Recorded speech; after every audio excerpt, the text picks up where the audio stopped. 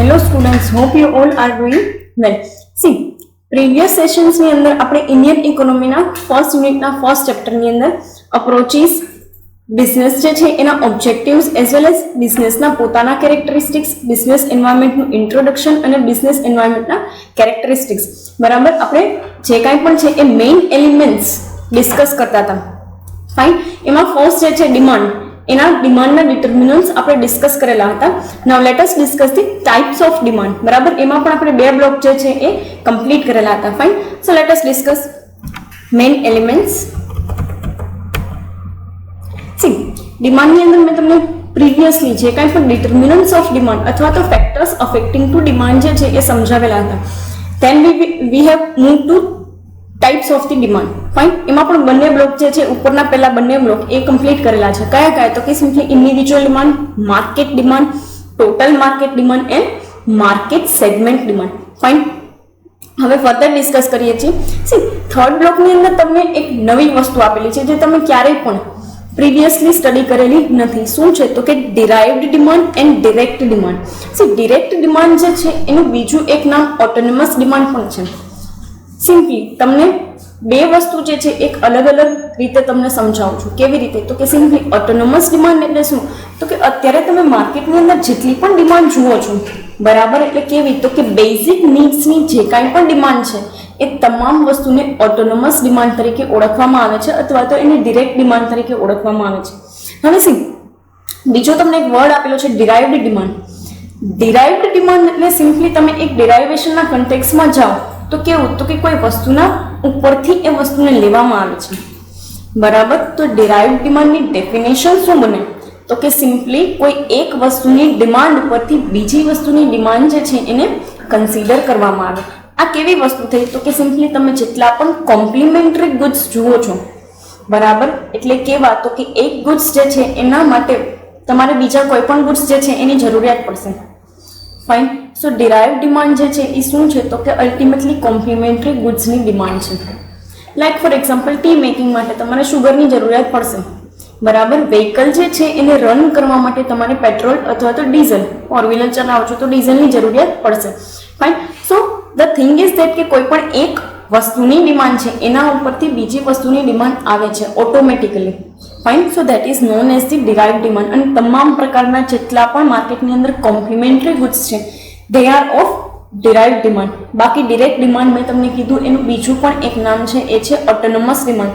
સો જ્યારે પણ તમે તમારી બુકની અંદર રીડ કરો છો અને એ જગ્યાએ એવું લખેલું હોય કે ભાઈ ઓટોનોમસ ડિમાન્ડ અને ડિરાઇવ્ડ ડિમાન્ડ, તો એમાં કન્ફ્યુઝ થવાની જરૂર નથી. તમે અત્યારે તમારી નોટની અંદર ક્યાંય પણ તમારે નોટ કરવું હોય તો કરી લો કે ઓટોનોમસ ડિમાન્ડ એનું બીજું નામ શું છે? તો કે ડિરેક્ટ ડિમાન્ડ. એટલે શું? તો કે બેઝિક નેસેસિટીની જેટલી પણ માર્કેટની અંદર ડિમાન્ડ છે that is known as the autonomous or direct demand.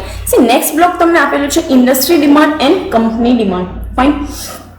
હું તમને આ જેટલી પણ વસ્તુ સમજાવું છું in context of determinants and in context of the types of demand, આ ક્યાંય પણ બરાબર તમારી બુક્સ જે છે એમાં આટલું તમને ઇનડેપ્થ આપેલું નથી. તમને દરેક જે વસ્તુ છે એના 4 ટાઈપ્સ આપેલા છે. લાઈક ફોર એક્ઝામ્પલ ડિમાન્ડના 4 ટાઈપ્સ આપેલા છે અને 5 to 6 જે છે એ ડિટર્મિનન્ટ્સ આપેલા છે. બટ અહીંયા તમને એટલા માટે વધારે ડિસ્કસ કરાવું છું કેમ કે તમારી પાસે ઓપ્શન્સ છે.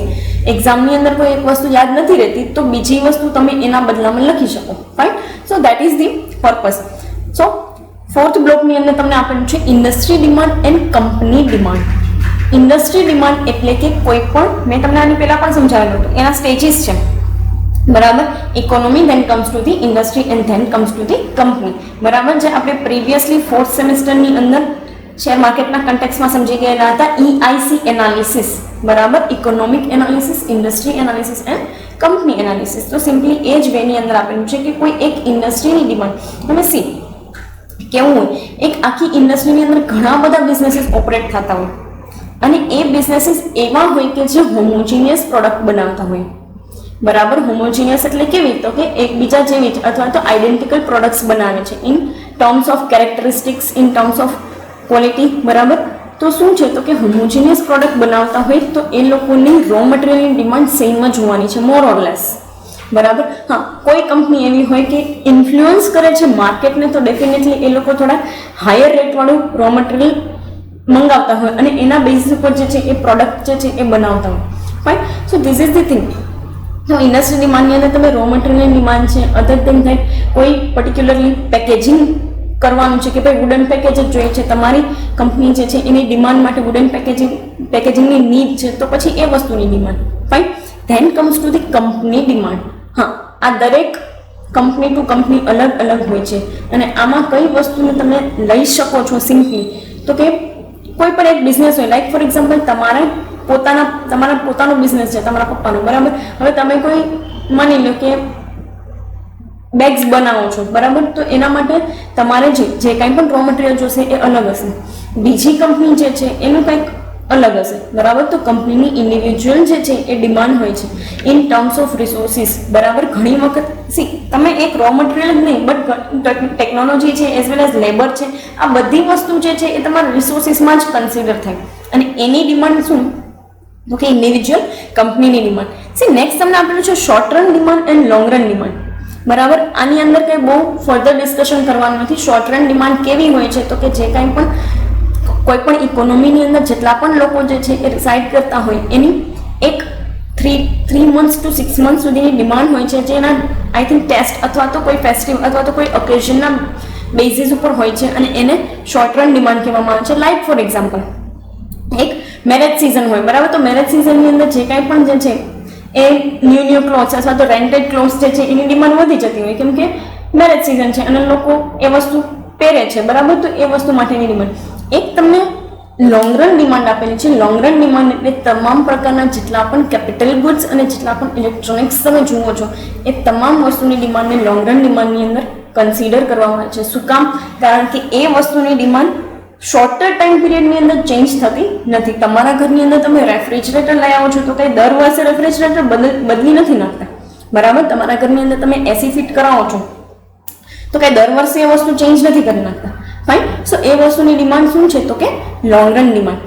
નીચે એક વસ્તુ આપેલી છે પ્રાઇસ ડિમાન્ડ.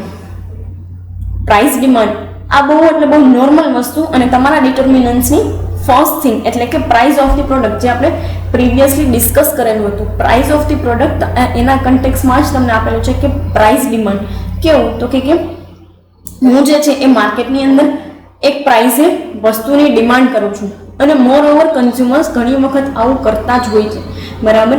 એક વસ્તુ તમને કહું બહુ સિમ્પલી, માર્કેટની અંદર તમને યુટિલિટી ખબર છે તમારી વસ્તુની અને તમારા જેવા જેટલા પણ કસ્ટમર્સ છે ને એને પોતાની યુટિલિટી ખ્યાલ છે. ડેફિનેટલી માર્કેટની અંદર જે કોઈ પણ પ્રોડ્યુસર જે છે એ તો હાયર પ્રાઇસે જ વેચવાની ટ્રાય કરશે, કેમ કે એનો મોટિવ જે છે એ પ્રોફિટ મેકિંગનો મોટિવ છે. બટ કન્ઝ્યુમરને માર્કેટનું નોલેજ હોય કે ના હોય, એને પોતાની યુટિલિટીનું તો ડેફિનેટલી નોલેજ હોય છે, બરાબર. તો એ લોકો એ અકોર્ડિંગ ટુ ચાલશે અને એક લેવલ ઉપર માર્કેટની અંદર વસ્તુની ડિમાન્ડ કરે છે.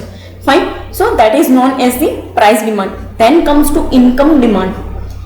ઇન્કમ ડિમાન્ડ એટલે સિમ્પલી કન્ઝ્યુમર્સ જે છે એ કાં તો એના ઓન હેન્ડ જે ઇન્કમ આવે છે, બરાબર, એમાંથી કાં વધારે જે છે એ સેવિંગ્સનો પાર્ટ રાખી અને ઓછો કન્ઝમ્પશન ઉપર નાખે છે અને કાં વધારે જે છે એ કન્ઝમ્પશન ઉપર નાખી અને ઓછો સેવિંગ્સ માટે રાખે છે, બરાબર. તો એ ઇન્કમ ડિમાન્ડ જે છે that is completely depends on the honour અથવા તો we can say that the consumer, બરાબર. કન્ઝ્યુમર જે છે એના પ્રેફરન્સીસ કેવા છે about the savings and spending, બરાબર. એના બેઝિસ ઉપર આ ડિમાન્ડ જે છે એ ડિસાઇડ થાય છે.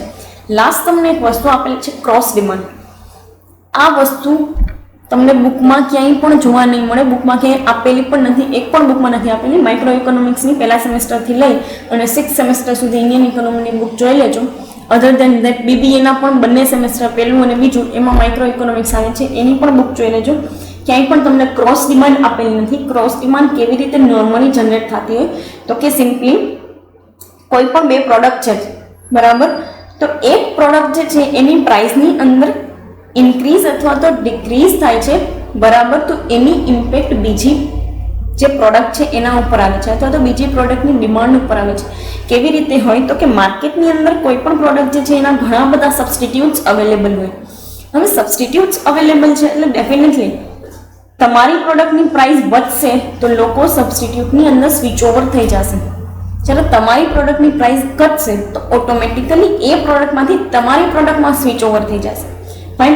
કેમ કે સબસ્ટિટ્યુટ પ્રોડક્ટ એવી હોય છે કે જે મોર ઓર લેસ આઈડેન્ટિકલ જ હોય, એકબીજા જેવી જ પ્રોડક્ટ હોય છે અને ઘણી બધી કંપનીઝ આવી પ્રોડક્ટ બનાવે જ છે, બરાબર. અને તમે એ દરેક પ્રોડક્ટના પોતાના કન્ઝ્યુમર્સ પણ જોશો.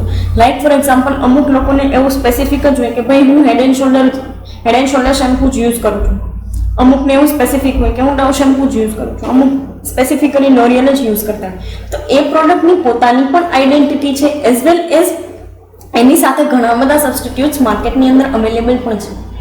તો ક્રોસ ડિમાન્ડ ક્યારે જનરેટ થતી હોય અને ક્રોસ ડિમાન્ડ જનરેટ થાય છે તેની ઇમ્પેક્ટ શું આવતી હોય?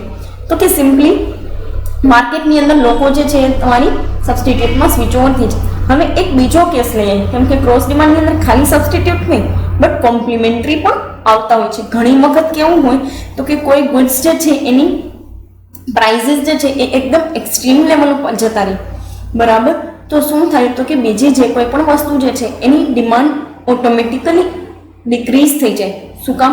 એક વસ્તુ તમને કહું, માર્કેટની અંદર જે છે એ પ્રાઇસ, પેટ્રોલ જે છે એના પ્રાઇસીસ માની લો, એક એક્ઝામ્પલ આપું છું, પ્રેક્ટિકલી આ વસ્તુ ન પણ થાય અને નહીં જ થાય ક્યારેય, બટ માની લો કે પેટ્રોલના પ્રાઇસ જે છે એ 200 રૂપીસ પર લીટર થઈ ગયા છે.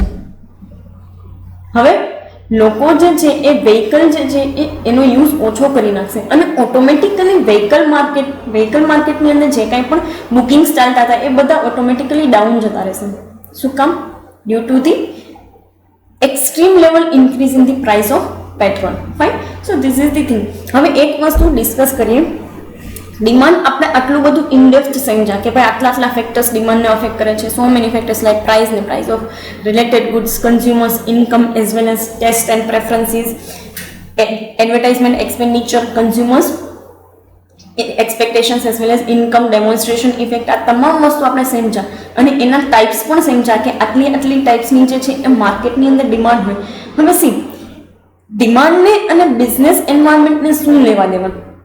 તો બહુ એક નોર્મલ વસ્તુ તમને કહું છું કે સિમ્પલી તમે આ જેટલા પણ ટાઈપ સમજ્યા છો એમાં તમે માર્કેટ ડિમાન્ડ, ઇન્ડિવિજ્યુઅલ ડિમાન્ડ, સેગમેન્ટવાળી ડિમાન્ડ એઝ વેલ એઝ ઇન્ડસ્ટ્રીની ડિમાન્ડ તમામ પ્રકારની વસ્તુ સમજ્યા છો. તો એક વસ્તુ જાણી લો કે તમે ઇન્ડિવિજ્યુઅલથી લઈ અને એક આખી ઇકોનોમી જે છે એની અંદર કોઈ પણ એક સેગમેન્ટથી લઈ અને ટોટલ ડિમાન્ડ સુધી, ટોટલ માર્કેટ ડિમાન્ડ સુધી તમામ વસ્તુ જે છે એ મેઝરમેન્ટ કરો છો, બરાબર. તો એની ઇમ્પેક્ટ શું આવે બિઝનેસ ઉપર? તો કે બિઝનેસીસ એઝ વેલ એઝ ગવર્મેન્ટને આઈડિયા આવે કે what to produce, what not to produce, how to allocate the resources, બરાબર. કેવી રીતે રિસોર્સિસને અલોકેટ કરવા, શું કામ કરવા જોઈએ, કઈ વસ્તુનું પ્રોડક્શન કરવું જોઈએ, એઝ વેલ એઝ કઈ વસ્તુનું પ્રોડક્શન આપણે કટ આઉટ કરી શકીએ. કેમ કે સીધી વસ્તુ છે કે માર્કેટની અંદર જ્યારે એક્સેસ સપ્લાય થાય ને તો પણ એ કોઈ સારી વસ્તુ નથી અને એ બી એવી વસ્તુનો કે જેનું માર્કેટની અંદર પોતાનું કાંઈ અસ્તિત્વ હોતું નથી, બરાબર. તો એ શેના માટે આ વસ્તુ જરૂરી છે? તો કે સિમ્પલી તમે જેટલી પણ વસ્તુ માર્કેટમાં જુઓ છો, બરાબર, એ તમામ વસ્તુ ઇન્ડિવિજ્યુઅલથી લઈ અને ઇકોનોમી સુધી કેટલી વસ્તુની નીડ છે અને એ વસ્તુ એ જેટલી પણ વસ્તુની ડિમાન્ડ છે એ ફૂલફિલ કરવા માટે આપણે કેવા રિસોર્સિસને અલોકેટ કરવા પડશે, કયા બિઝનેસીસને રિલેક્સેશન આપવું, કયા બિઝનેસીસની અંદર સ્ટ્રિન્જન્ટ રૂલ્સ જે છે એ નાખવા, બરાબર. તો આ બધા ડિસિઝન્સ જે છે એ ગવર્મેન્ટ લઈ શકે એટલા માટે ડિમાન્ડનું એનાલિસિસ જરૂરી છે. હવે તમને આઈડિયા આવશે કે why we are studying the micro economics at initial level, બરાબર. કેમ કે એક ઇકોનોમીને સમજવા માટે તમારે માઇક્રો લેવલથી એટલે કે ઇન્ડિવિજ્યુઅલથી સ્ટાર્ટ કરવું બહુ જરૂરી છે. કેમ કે ઇન્ડિવિજ્યુઅલથી તમને આઈડિયા આવે, સીધી વસ્તુ છે, બરાબર. કે ઇન્ડિવિજ્યુઅલથી તમે માર્કેટનું એનાલિસિસ કરી શકશો અને માર્કેટથી તમે ઇન્ડસ્ટ્રીથી તમે આખી ઇકોનોમીનું એનાલિસિસ કરી શકો. ફાઇન. સો એ કન્ટેક્સની અંદર તમને આપેલું છે કે ભાઈ ડિમાન્ડનો રોલ બિઝનેસની અંદર આટલો છે, બરાબર. અને બિઝનેસ એન્વાયરમેન્ટની અંદર પણ ડિમાન્ડનો રોલ આટલો છે. હવે છે એક વસ્તુ તમને કહી દઉં કે કોઈ પણ બિઝનેસ જે છે અથવા તો ગવર્મેન્ટ જે છે એ કંઈ એક ઇન્ડિવિજ્યુઅલને પૂછવા ન જાય કે તમારી ડિમાન્ડ શું છે. તો ગવર્મેન્ટ શું કરશે તો કે એક ઇન્ડસ્ટ્રીનું પહેલાં એનાલિસિસ કરાવડાવશે, પછી ઇન્ડસ્ટ્રી જે છે એ બિઝનેસીસ પાસે એનાલિસિસ કરાવડાવે અને બિઝનેસીસ જે છે એ પોતાના ઇન્ડિવિજ્યુઅલ કન્ઝ્યુમર્સનું એનાલિસિસ કરાવે. So that they can idea. હવે કેવી રીતે સાયકલ ચાલે તો કે કન્ઝ્યુમર્સનું એનાલિસિસ કોણ કરે? બિઝનેસીસનું ઇન્ડસ્ટ્રી, અને ઇન્ડસ્ટ્રી જે છે એનું ઇકોનોમી. એટલે ગવર્મેન્ટને આઈડિયા આવી જાય કે એને આગળ કેવી પોલિસીસ ફ્રેમઅપ કરવી. Fine. So this is the thing. આટલું હતું ડિમાન્ડના કન્ટેક્સમાં. સી નેક્સ્ટ પોઈન્ટ તમારો જે છે એ કન્ઝમ્પશનનો આપેલો છે તમને, જેની અંદર તમને આઈ થિંક 4 રૂલ્સ આપેલા છે. સી કન્ઝમ્પશનને સમજવું શું કામ જરૂરી છે? કોઈ પણ બિઝનેસ એન્વાયરમેન્ટ માટે કન્ઝમ્પશનને સમજવું શું કામ જરૂરી છે? અથવા તો માની લઈએ કે કન્ઝમ્પશન ફંક્શનની શું નીડ છે, તો કે બહુ એક સિમ્પલ વેની અંદર તમને કહું કે જેવી કન્ઝમ્પશન પેટર્ન હોય ને માર્કેટની અંદર કન્ઝ્યુમર્સ લોકોની, એના ઉપરથી ડિસાઇડ થાય કે બિઝનેસીસે પોતાનો બિઝનેસ જે છે એને આગળ કેવી રીતે વધારવો. બરાબર. તો કન્ઝમ્પશન પેટર્ન સમજવી બહુ જરૂરી છે. સી આની અંદર તમે એક વસ્તુ જોઈ શકો છો, એક મેં જે કાંઈ પણ ડાયાગ્રામ મૂક્યું છે તમને પ્રતિકાત્મક સ્વરૂપે, એમાં ઇન્કમ, દેન એક પર્સન જે છે એની આકૃતિ બનાવેલી છે, એન્ડ ધેન ધી સ્પેન્ડિંગ. હવે સી ઇન્કમ જે છે ને એનો જે કાંઈ પણ પાર્ટ જે છે અને કન્ઝમ્પશન અથવા તો સ્પેન્ડિંગનો પાર્ટ જે છે એ બંને વસ્તુ તમને આપેલી છે. હવે સી કોઈ પણ પર્સનના હાથમાં ઇન્કમ આવે છે, બરાબર, અને એ વ્યક્તિ કાં તો સી કોઈ પણ પર્સનના છે ને અલગ અલગ પ્રેફરન્સીસ હોય. મારો પ્રેફરન્સ અલગ છે કે હું એવી વ્યક્તિ છું કે આખી જેટલી પણ ઇન્કમ આવે છે 20,000 25,000 મારા હાથમાં, એ બધી વાપરી નાખવાવાળી. બરાબર. એક એવા ટાઈપના લોકો હોય કે જે વધારે સેવિંગ્સ કરતા હોય ને ઓછું સ્પેન્ડિંગ કરે છે. એક એવા ટાઈપના પણ લોકો હોય કે જે બંને વસ્તુ 50-50 કરે. કેવું? તો કે 50% સેવિંગ્સ અને 50% સ્પેન્ડિંગ. કે મારા હાથમાં ઓન હેન્ડ 20,000 કેશ આવે છે, બરાબર, as a part of the income, તો હું શું કરું? તો કે 10,000 જે છે એ સેવિંગ્સ મૂકી દઉં અને 10,000નું સ્પેન્ડિંગ કરું. ઘણા લોકો એવા હોય કે જે 60-40ના રેશિયોમાં, એટલે કે 40% સેવિંગ્સ અને 60% સ્પેન્ડિંગ. હવે એક વસ્તુ હું તમને કહું કે આ જેટલી પણ વસ્તુ છે, બરાબર, આ જેટલા પણ કેટેગરીની અંદર લોકો આવે છે કોઈ પણ ઇકોનોમીની અંદર, એ જેટલા લોકો જે છે એની સ્પેન્ડિંગ કેપેસિટી અલગ અલગ છે. બરાબર. એક વસ્તુ તમને કહી દઉં કે કોઈ પણ લોકોની સેવિંગ્સ અને સ્પેન્ડિંગ કેપેસિટી જે છે એ એની લાઈફસ્ટાઈલ અને એના ક્લાસ ઉપરથી ડિસાઇડ થાય. પુઅર લોકો હોય એના હાથમાં 200 રૂપિયા આવે, બરાબર, તો એ લોકોની સેવિંગ્સની કોઈ પણ પ્રકારની એ લોકો પાસે ઓપ્શન જ નથી, કેમ કે 200 રૂપિયામાં તો માંડ એ લોકો એક દિવસનું ખાવાનું કદાચ ભેગું કરી શકે. Fine. So this is the thing. તો એ પર્સપેક્ટિવથી જોવા જાય તો ઇન્કમ જે છે એનું સ્પેન્ડિંગ લેવલ, બરાબર, ઇન્કમમાંથી સ્પેન્ડિંગ લેવલ જે છે એ ડિફરન્ટ ક્લાસ વાઇઝ ડિફરન્ટ લેવલનું હોય. બરાબર. મિડલ ક્લાસના લોકો હોય તો એ 50-50ના રેશિયોમાં થાય કે ભાઈ 50% સેવિંગ્સ કરી દે, 50%નું સ્પેન્ડિંગ કરી દે. સેવિંગ્સ છે તો આપણે આગળ જઈને ક્યાં કામ લાગશે. ફાઇન. રિચ ક્લાસ હોય એ લોકોને આ કોઈ પણ સેવિંગ્સ અથવા તો સ્પેન્ડિંગ જે છે એની અંદર કાંઈ વિચારવાનું હોતું નથી. એ લોકોને એક્સ્ટ્રીમ લેવલનું સેવિંગ્સ હોય છે, એક્સ્ટ્રીમ લેવલનું સ્પેન્ડિંગ પણ હોય છે. ફાઇન. કોઈ પણ વસ્તુ માટે they are always concern about the comforts and luxury. આપણે શેના માટે હોય તો કે આપણે ફર્સ્ટ ઓફ ઓલ નેસેસિટીને પ્રાયોરિટી આપતા હોય, then comes to the comfort. અને પુઅર ક્લાસ જે છે એ લોકોને શું હોય તો કે ઓનલી નેસેસિટી. એ લોકોનો એકમાત્ર પ્રેફરન્સ શું હોય તો કે રોટી, કપડાં અને મકાનની જરૂરિયાત પૂરી કરવી. Fine. So this is the thing. અને એ લેવલથી તમને કન્ઝમ્પશન ફંક્શન આખું આપેલું છે. સી એક તમને ઇન્સ્ટ્રક્શન એ આપું છું કે હું અહીંયા તમને જે કાંઈ પણ એક લેક્ચરની અંદર સ્ટડી કરાવું છું એનું જેટલું પણ મટીરિયલ હશે, બરાબર, in terms of power point presentation, બરાબર, એ તમને જે કાંઈ પણ તમને યુટ્યુબ લિંક મોકલવામાં આવે છે એની સાથે જ તમને આ મટીરિયલ મોકલી દેવામાં આવશે. બરાબર. આ લેક્ચર જે છે એની અંદર આપણે ડિમાન્ડ જે છે એની અલગ અલગ ટાઈપ્સ ડિસ્કસ કરેલા છે, as well as consumption function discuss કરેલું છે. લોઝ જે છે, જેટલા પણ સાયકોલોજીકલ લોઝ જે છે, બરાબર, એ આપણે નેક્સ્ટ લેક્ચરની અંદર ડિસ્કસ કરશું. Thank you so much.